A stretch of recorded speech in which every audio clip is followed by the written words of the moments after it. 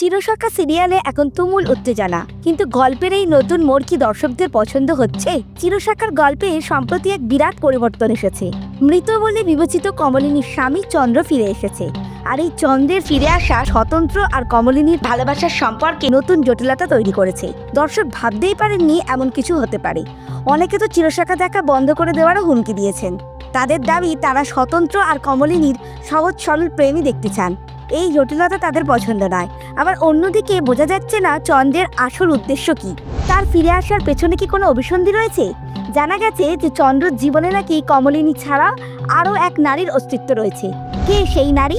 সোহিনীই বা কে?